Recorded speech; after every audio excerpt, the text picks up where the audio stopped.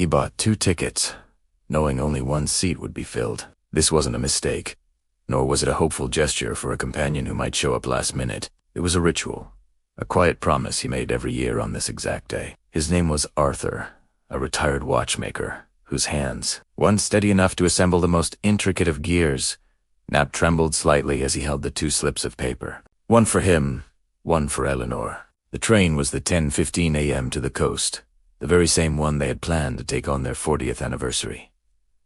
Life, however, had other plans. Eleanor had passed away just a week before their trip, leaving behind an empty space in their home and a second train ticket that would never be used. For some, a ticket like that would be a painful reminder, something to be discarded. But for Arthur, it was a connection. It was the last tangible piece of a promise, a journey they were supposed to take together. So every year he'd go to the station, stand in line, and ask for 2 round-trip tickets to see. The young cashiers would often give him a quizzical look, but the older ones, the ones who had been there for years, they knew. They'd just nod, a silent acknowledgement of his quiet, personal pilgrimage. As he boarded the train, he'd carefully place Eleanor's ticket on the empty seat beside him, right by the window. He imagined her sitting there, her eyes sparkling with excitement as the city skyline gave way to rolling green hills. He could almost hear her voice, narrating the scenery, pointing at a funny-shaped cloud or a field of wildflowers. "Oh,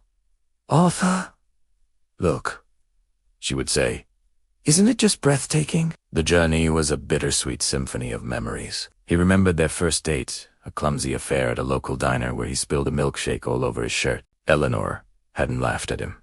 She'd grabbed a napkin and helped him clean up, her touch gentle and reassuring. He remembered the day he proposed, right under the old oak tree in the park, fumbling with the ring box, his heart pounding a frantic rhythm against his ribs. She'd said yes before he even finished asking. He remembered the life they built, a simple but happy one, filled with the aroma of her baking, the sound of their shared laughter, and the comfortable silence of 2 people who understood each other without words. They weren't wealthy or famous, but they were rich in what mattered most. The train clattered along the tracks, a steady rhythm that was both melancholic and soothing. Arthur pulled a worn, leather-bound book from his bag. It was Eleanor's travel journal. She had already started writing in it for their anniversary trip. The first page read, "Arthur and Eleanor's grand adventure to the sea."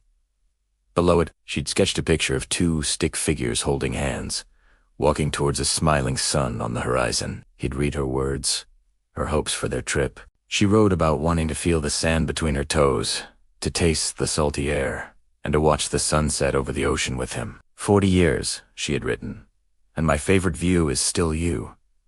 A lump formed in his throat. When the train arrived at Seabrook, the salty air hit him, just as she described. He walked from the station to the beach, his steps slow but steady. He found a quiet spot on the sand and sat down, placing Eleanor's ticket on the sand beside him. He took off his shoes and socks, wiggling his toes in the cool, damp sand, just as she had wanted to do. He spent the day there, not really doing much of anything. He watched the waves crash against the shore, a relentless, eternal dance. He watched children build sandcastles, their shrieks of joy carried on the wind. He watched couples walk hand in hand along the water's edge.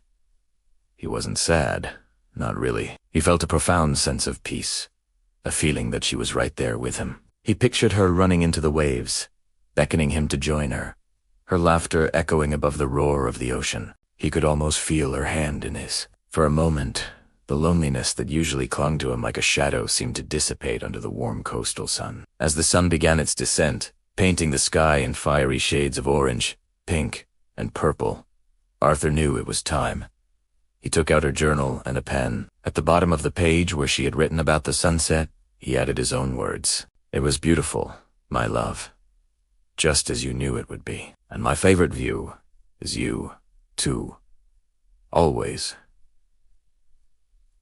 He then carefully folded her ticket and the journal page together. He walked to the water's edge, the waves gently lapping at his ankles. He held the paper for a moment, a final, silent goodbye for the year, and then he let it go. He watched as the ocean current took it, carrying their shared dream, their unfulfilled adventure, out to sea. Walking back to the station, he felt lighter. The annual trip wasn't about mourning what he had lost.